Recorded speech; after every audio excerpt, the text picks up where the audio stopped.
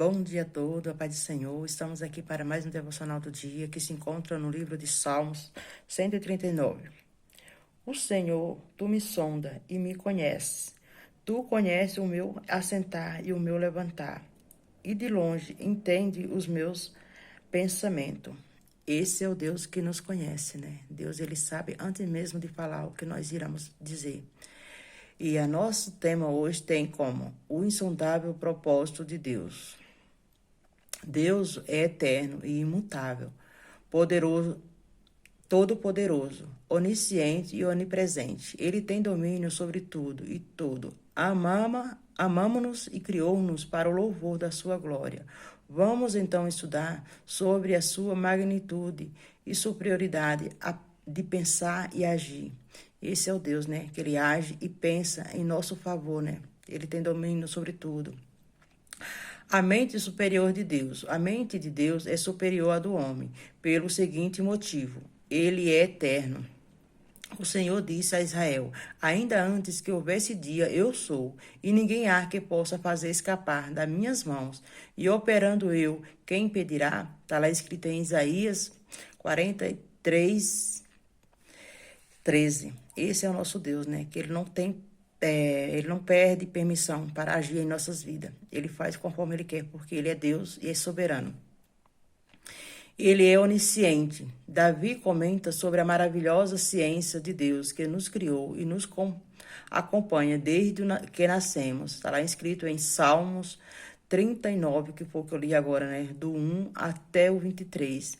Porque Deus, ele é aquele que nos sonda, é aquele que nos conhece, é aquele que está sempre presente em nossas vidas. E ele é onipresente. O rei Salomão disse que os olhos do Senhor estão em todo lugar. Não há nada escondido diante dos seus olhos e do Todo-Poderoso. Está escrito em Hebreus 4:13. Esse é o Deus, né? Para onde iremos nós? Porque Deus, ele está com seus olhos fixos em nós. E ele é onipotente. Deus age de modo infinitamente superior a nós, por causa da sua onipotência. Ele possui todo o poder no céu e na terra, e faz tudo o que lhe apraz. Está escrito em Salmo 115:3. Esse é o nosso Deus, né? Que não precisa de permissão humana para agir no meio da humanidade, no meio do seu povo.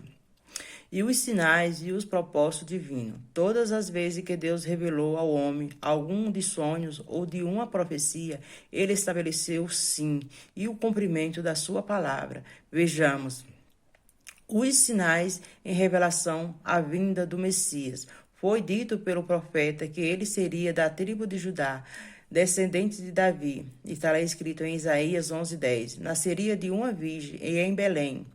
E o está escrito em Isaías 7:14, Malaquias 5:2. E o Espírito do Senhor seria sobre ele. Isaías 61. Isaías, né, foi um dos profetas messiânicos que mais falou da vinda de Jesus, como seria o seu nascimento e como seria, e como ele viria, né, como rei, e de qual tribo ele viria. E essa profecia foi cumprida. E o propósito de Deus para Abraão. Deus falou a Abraão de maneira clara, mostrando o seu propósito de fazer dele uma grande nação. Está lá escrito em Gênesis 2, 1-3. Pela fé, Abraão, sendo chamado, obedeceu. Em Hebreus 11:8. Deus, ele faz um chamado a Abraão, né? E Abraão, ele vai atender esse chamado pela fé. Por isso que ele é considerado como o pai da fé. Por que Deus tratou assim com Abraão? Porque esse patriarca era rico e possuía terras e rebanho, e talvez por isso se sentisse seguro e autoconfiante. Sendo assim, Deus precisou tratar um plano glorioso para a sua vida, treinando e ensinando a depender da sua provisão. Deus, quando ele chama Abraão, né? Abraão, aqui ele fala, né, que Abraão era muito rico, tinha muitas riquezas e possuía muitos animais. Mas Deus, ele queria tratar com Abraão, porque nós, quando temos as coisas, dependemos daquilo que nós temos, e Deus quer que nós dependa totalmente dele, da sua bondade, do seu amor e do seu cuidado. O propósito de Deus para José. Os sonhos de José foram lapejados, sinais dos insondáveis propósitos de Deus para a vida dele, que na época tinha entre 15 e 17 anos de idade. Em Gênesis 37, do 1 ao 36, que por inveja foi vendido pelos seus irmãos como escravo. Deus aqui ele começa a usar agora a vida de José, né, para os seus propósitos, para aquilo que o Senhor tinha para realizar no meio do seu povo, que era Israel. Porque Deus tratou assim com José? Porque pretendia no Egito treinar o seu emocional, submetendo o trabalho escravo na casa de Potifar e ensinando-lhe o princípio da submissão e autoridade e hierarquia, na fartura e na escassez. José precisava atender e agir recursos humanos e materiais em tempos de fartura e tempos de escassez. Deus fez além do compreensão humana. No tempo certo, Deus exaltou José, levando da condição de escravo preso de o primeiro-ministro do Egito, né? Deus ele queria tratar o emocional de José, né? Queria que ele aprendesse a prosperar, mesmo em tempo de fartura e em momento de escassez, que em tudo ele dependia não só da dependência dele, da força dele, do seu braço, mas da força de um Deus que estava com ele. O chamado para um propósito especial. Vejamos alguns aspectos do agir de Deus em prol do cumprimento dos seus propósitos. Analisemos a trajetória de Davi até se tornar rei de Israel. Davi foi escolhido para reinar. A história de Davi começa em 1 Samuel 16:1, quando Deus manda o profeta Samuel ungir como rei de Israel, mesmo Saul ainda estando no trono. Deus ele chama um rei, né? Que aqui Davi era um rei segundo o coração de Deus, escolhido por Deus. Saul era um rei ungido por Deus, mas escolhido pelo povo. Os sinais, os propósitos e o ensinamento de Deus para Davi. No primeiro sinal do propósito de Deus para Davi, Samuel, com pretexto de oferecer um sacrifício, foi a Belém e convidou Jessé, a sua família, para participar de um banquete.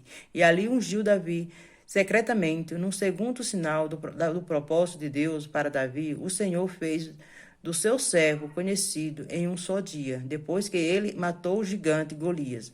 No terceiro sinal, o propósito de Deus para Davi, por onde quer que esse futuro rei de Israel fosse, o Senhor ia com ele e fez escapar inúmeras vezes das mãos de Saul.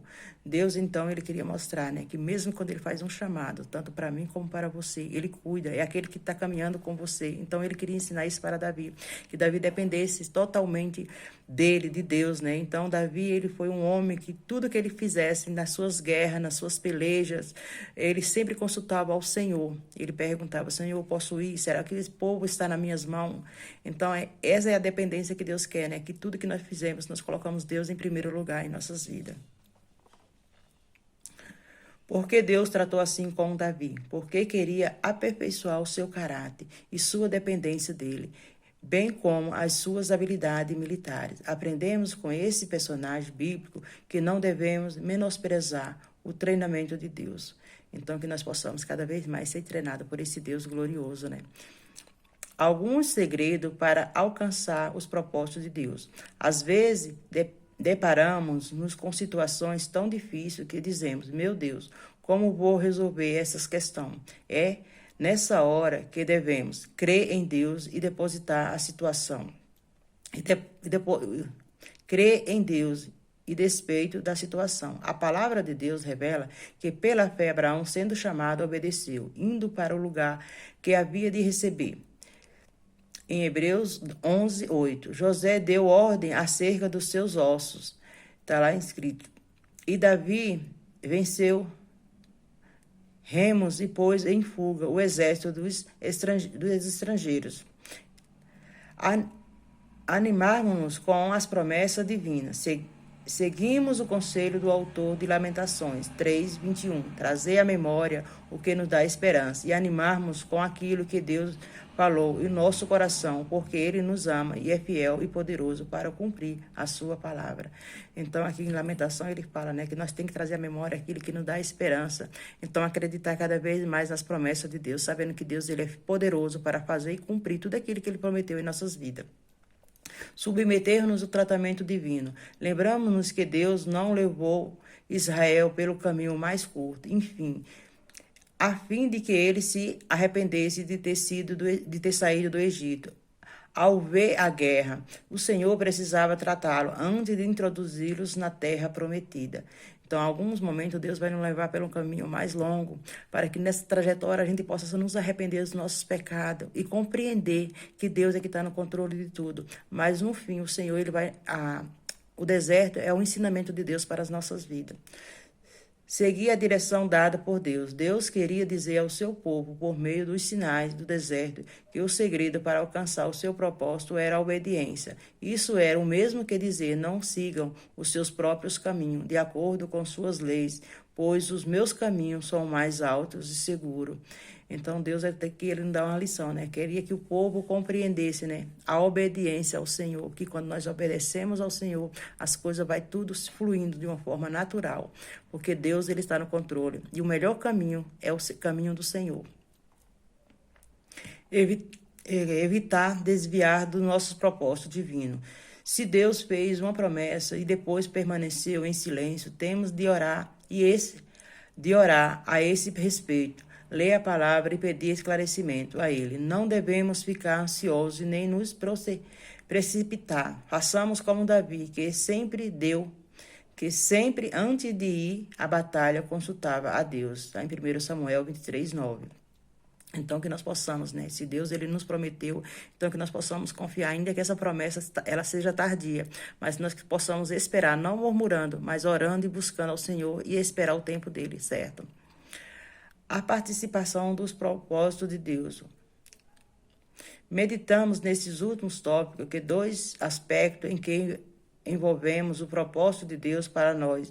Perguntamos a nós mesmos: como podemos decidir os propósitos de Deus para nós? Os propósitos de Deus para a nossa vida são revelados mediante a ação do Espírito Santo, que penetra todas as coisas. Em 1 Coríntios 2, 10, 12. E faz-nos lembrar de tudo quanto Jesus nos diz em sua santa palavra. Então, que nós possamos cada vez mais meditar na palavra, né, e acreditar, porque as promessas de Deus ela vai se cumprir através do Espírito Santo, que nós possamos ter essa direção. Qual será o maior propósito de Deus para nós? Seu maior propósito é resgatar-nos da nossa vã maneira de viver. Por isso, ele entregou seu Filho único em sacrifício lá na cruz, no Calvário. Então, o maior propósito de Deus para a nossa vida é a nossa salvação eterna com ele, né? Através do seu Filho, o propósito de Deus maior era a salvação da humanidade que vivia decaída no pecado. O propósito de Deus de salvar a humanidade envolve ricos e pobres, e sábios e ignorantes, brasileiro e estrangeiro. Basta que possamos aceitar, de fato, que Jesus é o seu único Salvador. Aprenda a lei de Deus, submeta-se à vontade dele. Então, essa é a conclusão, né? Que Deus ele veio para todos, mas todo aquele que nele crê, e confiar, Deus ele salvará. Porque Deus ele não tem prazer na morte do ímpio. Então, que eu e você possamos compreender e nos redimir a esse Deus e aceitar ele como o único e verdadeiro Salvador das nossas vidas. Assim, eu agradeço a oportunidade, em nome de Jesus.